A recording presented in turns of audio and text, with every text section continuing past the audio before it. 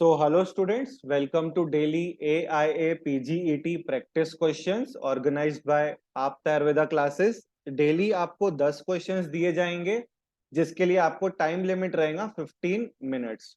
अब मैं आपको बताऊंगा आपको 10 क्वेश्चन सॉल्व कैसे कर सकते हैं। सबसे पहले आपको आप्ता आयुर्वेदा क्लासेस ऐप डाउनलोड करना है गूगल प्ले स्टोर पे जाकर। डाउनलोड करने के बाद आप साइन अप कर सकते हैं। साइन अप जैसे ही आपने किया आपको एक ऑप्शन दिखेगा कि enrol to daily live test. आपको उस पर क्लिक करना है और आपको असिस्ट मिल जाएगा कि आप डेली लाइव टेस्ट को सॉल्व कर सकें। ठीक है, आपको सारे 10 क्वेश्चन सॉल्व करने हैं। जैसे ही आपने 10 क्वेश्चन सॉल्व कर लिए आपको क्या करना है, आपको उसके राइट आंसर्स चेक करने हैं हमारे यूट्यूब चैनल पर जिसका नाम है आप्ता आयुर्वेदा क्लासेस। तो आइए हम आज के 10 क्वेश्चन से शुरुआत करते हैं। पहला क्वेश्चन आपके स्क्रीन पर देखो। सूची एक को सूची दो के साथ सुमेलित कर सही विकल्प का चयन करना है। शालक्य तंत्र का ये क्वेश्चन है। ठीक है, सूची एक में क्या दिए गए हैं, सारे मुख रोग दिए गए हैं और सूची दो में उनका दोष प्राधान्य बताया गया है। चलो एक एक करके देखते हैं। सबसे पहले दंत पुपुटक। दंत पुपुटक में कौन से दोष का प्राधान्य है, कफ रक्त का। कफ शोणित संभव ऐसा श्लोक में आया है। ठीक है, महासौशीर।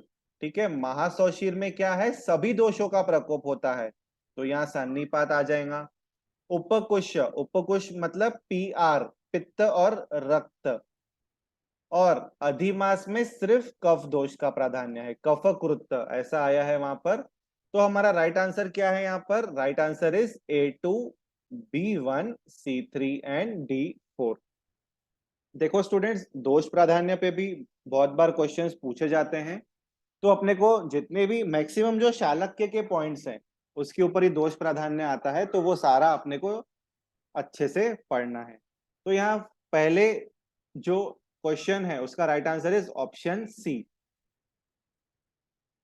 Question number 2, identify the image given below. अब देखो स्टूडेंट्स, आपके एआईपीजीटी में जैसे कि आप देख ही रहे हो कि डेली एआईपीजीटी में हर साल हम क्या देखते हैं कि इमेज बेस्ड क्वेश्चंस आते हैं। तो यहाँ पर भी एक इमेज दी गई है, आपको पता करना है कि यह इमेज कौन से द्रव्य की है। मुझे लगता है बहुत लोगों ने इसका राइट आंसर गैस कर लिया होगा लेकिन फिर भी देखते हैं। ठीक है, अब देखो इसमें हमको क्या दिख रहा है, एक एक करके देखेंगे। इसमें जो पत्र है, पत्र कैसे हैं, वो एक प्रकार से चिकने हैं। ठीक है, और उनका जो ये लंबाई है करीबन 1 फुट। ठीक है, 1 से 1.5 फुट के अनुसार आसपास उसकी लंबाई है। ठीक है, यहाँ पे फल तो नहीं दिख रहे हैं लेकिन इसके फल भी गोलाकार होते हैं। पुष्प ध्वज जो है इसका, पुष्प ध्वज दिख रहा है यहाँ पर, पुष्प ध्वज। ये जो पुष्प ध्वज है ना, यह रहता है एक प्रकार से श्वेत वर्ण का।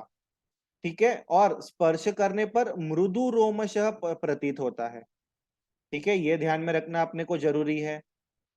और यह बहुवर्षायु शूप के समान होता है, यानी हरिद्रा के समान होता है।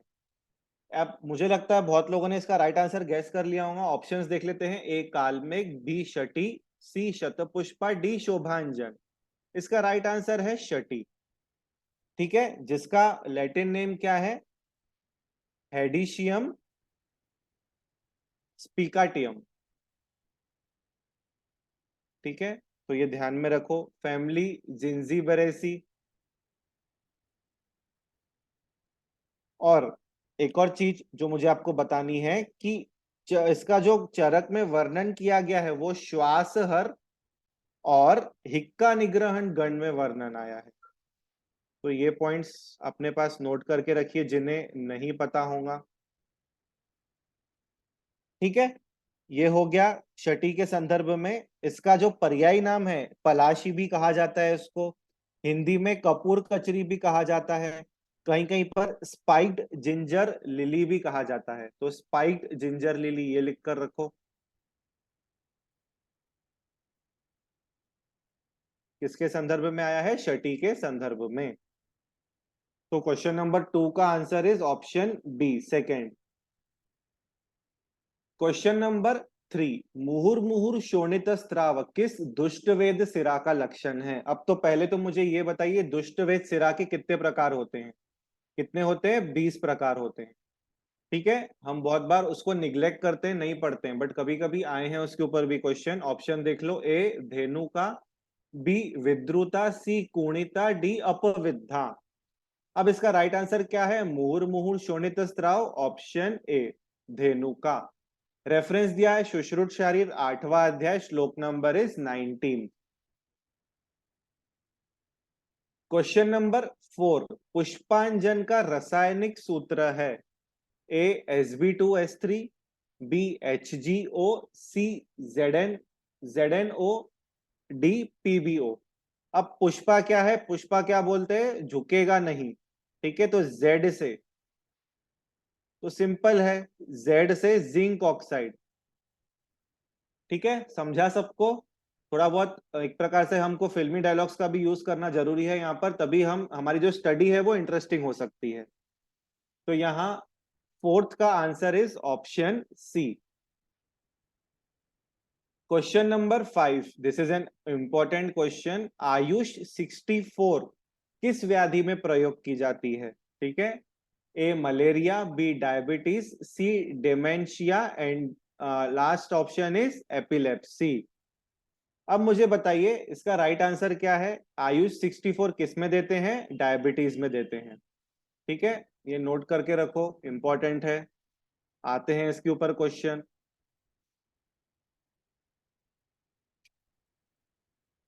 नेक्स्ट क्वेश्चन नंबर 6, कौन से ऋतु, चरक के अनुसार कौन से ऋतु में प्रमिताहार वर्ज्य है? प्रमिताहार का मतलब क्या होता है स्टूडेंट्स, वो बताओ मुझे। प्रमिताहार का मतलब होता है अल्प भोजन। तो ऐसा कौन सा ऋतु है जिसमें अल्प भोजन खाना वर्ज्य है, यानी अच्छे से भरपेट खाना चाहिए? तो राइट आंसर है यहाँ पर ए हेमंत।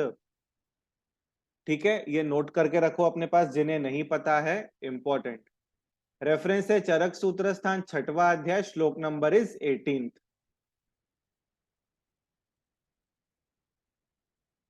Question number 7। ठीक है, क्वेश्चन नंबर 7 देखो क्या बोलता है। क्वेश्चन नंबर 7 में बताया गया है कि basal cell carcinoma is also known as. ठीक है, क्या कहते हैं उसको? ऑप्शन देख लो। ऑप्शन ए बताया गया है रोडेंट अल्सर, बी बताया गया है snail track ulcer, C flask shape ulcer, and D Marjolin ulcer. इसका राइट आंसर है ऑप्शन ए रोडेंट अल्सर। ठीक है, ध्यान में रखो, इंपॉर्टेंट है ये क्वेश्चन। क्वेश्चन नंबर 8, नीचे दो कथन दिए गए हैं। कथन एक अभिकथन यानी असर्शन के फॉर्म में है, कथन दो जो है वह रीजन के फॉर्म में है ना? तो हमको पता करना है कि कौन सा सही है कौन सा गलत है। चलो देखते हैं। सबसे पहला जो बताया है, अधोगत रक्तपित्त याप्य होता है, ये असर्शन है।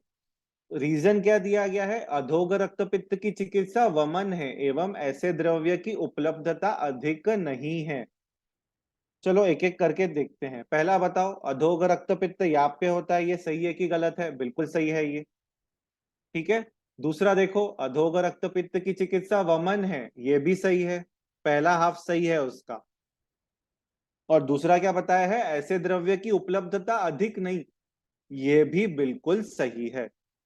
तो और ये आर जो है ये उसका सही स्टेटमेंट है क्या? बिल्कुल, इसीलिए ये आप पे बताया है ना? तो हमारा राइट आंसर क्या होगा? ए और आर दोनों सही हैं, एवं आर ए की सही व्याख्या, यानी जो रीजन है वो असर्शन को जस्टिफाई करता है। ठीक है, समझा सबको? ये ज्यादा कठिन नहीं है। तो क्वेश्चन नंबर 8 का answer is option D, last. Question number 9, Sushruta के अनुसार कौन से व्रण की चिकित्सा भग्न के समान है? ठीक है, इंपॉर्टेंट है ये क्वेश्चन। ए पिचित, बी छिन्न, सी भिन्न, डी विद्ध। राइट आंसर इज ए पिचित। ठीक है, सेकेंड राउंड के ये क्वेश्चंस रहते हैं पूरे। तो हमें, जिनका स्टडी अच्छा है वो फर्स्ट राउंड में ही अटेम्प्ट कर सकते हैं, नो प्रॉब्लम, बट थोड़ा ऐसे क्वेश्चंस पे सोचना पड़ता है।